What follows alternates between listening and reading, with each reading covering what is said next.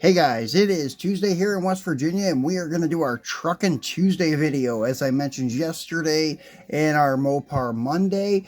And today we're taking a look at some Chevy pickups that have a lot of patina on them, weathered Chevy trucks, barn finds, whatever you want to call them. That's kind of what I went over in the Mopar video yesterday.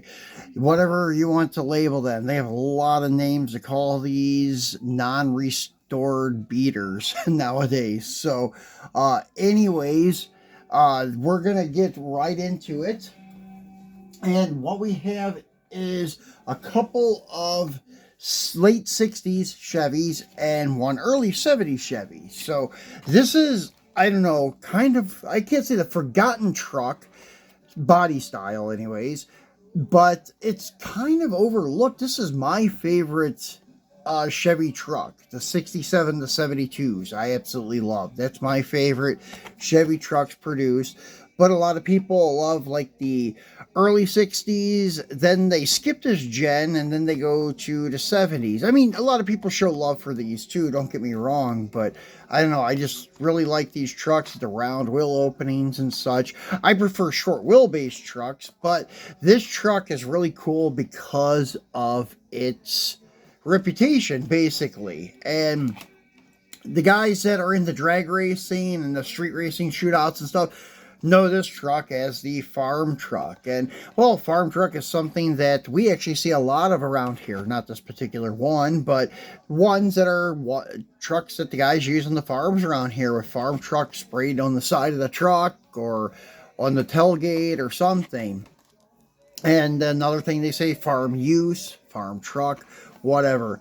But yeah, so this used to be one of those, and then the owner decided to drop in that nasty 632 cubic inch big block, add some nitrous, and started running, I think, what is it, high 8-second passes, maybe even faster than that nowadays. I know when it first debuted, it was like in the high 9s, mid 9s, but I think it's doing much better than that nowadays. I'm not even sure if it still exists nowadays. I've kind of been out of touch with the street shootout scene for quite a few years.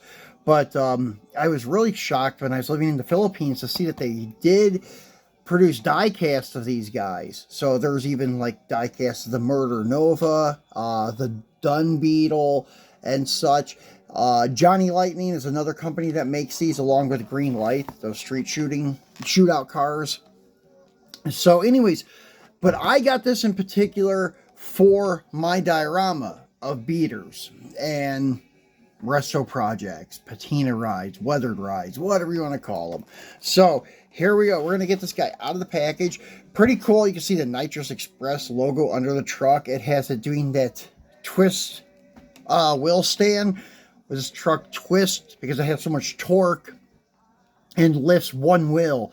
Actually, it kind of lifts both, but it's kind of in a twisted manner. So there it is again in the back, and then it tells you a little bit about this truck. The 1970 Chevrolet farm truck might possibly be the most ridiculous sleeper truck in the world, and I think it is. From the mud flaps to the rag hanging out of the gas cap and the giant Nitrous Express injected 632 cubic inch engine that lurks under the hood. This old beat up pickup has been terrorizing the streets of the 405 for many years. Designed specifically for the purpose of sneaking up on unsuspecting street race prey, this truck has what it takes to hustle even the most savvy supercar owner. Yeah, they've even had a race on YouTube where it raced a Lamborghini and beat it. Which your Lamborghinis in the quarter mile really aren't that spectacular as it is. So this mini farm truck is a piece of street racing history, and the owner's farm truck and AZN want to thank you for taking the time to make it your own. So this is pretty cool to have this.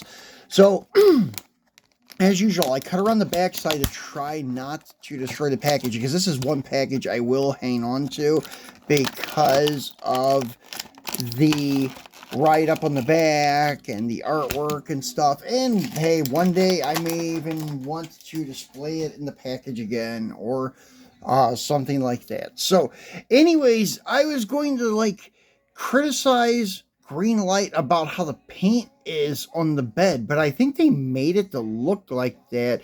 They didn't prep the metal on this truck very well, but I think they wanted it like that, where you can see that it has a couple like bubbles and orange peel in the paint, so it looks very weathered and worn out.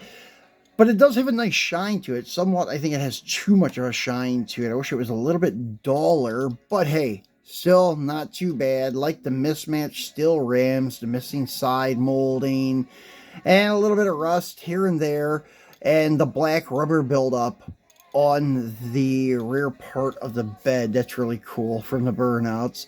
The yellow painted bumper, and with the Z's on the plate, that's really cool, making it say it's a sleeper, it's sleeping. That's really, really cool. And beware of dog on the cap, and there's your rag hanging out of the gas cap filler. And I think those are like bullet holes on the side of the truck. You got some mud there, missing molding. The hoods do not open on these, which I was kind of a little bit disappointed in, but I guess it's because Greenlight didn't have the materials to build a really nicely detailed 632 cubic inch big block, so they just decided to make the hood where it is sealed shut, I guess, because mine definitely does not open unless it's jammed closed, but I don't think that's the case. These are numbered. I don't know how many they produce, but this is number 2705 of a whatever how many, but this is really cool. It's got a handprint from white paint on it, so pretty sweet. So anyways, moving along to one that's unboxed, and it's from Autoworld, and we're going to go back to Greenlight when we're done with this guy. This guy here is really cool. I used to have it, but I got rid of it when I had to run back to the Philippines. I got rid of everything because I wasn't sure I was coming back here anytime soon, and I was able to obtain one again for a very reasonable price, and it was loose, which I didn't mind because, well, it's going to be loose anyways to go in my diorama. And this is one of the Mississippi barn finds from Autoworld. And this is actually the best looking one of the patina ones, in my opinion, because it has stock rims on it. The tires are dirty. The other weathered ones have either big diameter wheels on it, where the wheels are nice and clean, or a cowl hood, or something to throw it off. This one does have lowered stance on it, yes, but it is weathered so much that you would think maybe just the springs are worn out or something. So, yeah, it looks great. This is going to fit in nicely, and the hood does open. But under the hood is nice and clean for the most part. As you can see, it does hit a stock 350 in it, probably, with the snorkel air cleaner. So Autoworld did a fabulous job with the weathering on this one. So back to Greenlight and the 60s Chevy. Not C10, this is a C30, but same body style. So this is a Chevrolet, 1969 Chevrolet C30 dually wrecker. Orville's Day and Night. And this is the one that I know somebody commented when I first started back out collecting these beaters a few months ago, that I should get this one instead of the one that I did have, the one that had Chevron on it, I think. And I ended up getting rid of the one that said Chevron because I did think they were right. It didn't really fit into the diorama, but this one does, with the faded white paint starting to bleed through and show some rust, and it has black rims instead of chrome ones, so not as clean and neat as the last one I had. So let's get him out, take a look at him. He is from the Dually Drivers series, and this is Series 9 if you go looking for this. Really cool looking truck. Greenlight did a really nice job on these wreckers, but the only thing I have against them is that there are no functioning parts back here. You can't really tow anything. The mud flaps, too, are separate pieces. Like, one of mine actually came off, but they do have little nipples that slide back in the holes, so they usually will snap back in pretty easily. And they are numbered. And this one is number 5185.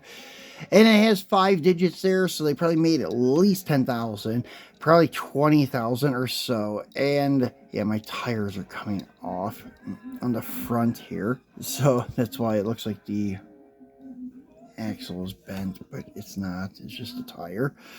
And the dually tires were like that too. When I first got it, I had to take them off and reseat them on the rim, on the bead there, because they were ready to come off. But yeah, it has just the right amount of rust, and that they do take care of it a little bit because it is still in service, but it's got the rust bleeding through on the roof, on the hood, and on the sides here.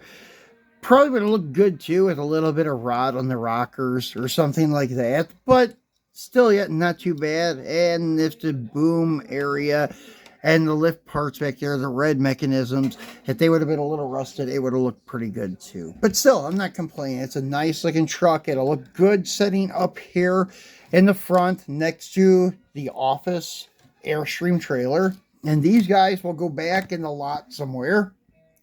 So that is it for our Truckin' Tuesday. We'll be back again on Friday with some probably Chevys from Greenlight. I'm not 100% sure, but we'll have something for you to crack open on Friday. So thanks for watching, guys, and we'll be back then. Enjoy the rest of your week.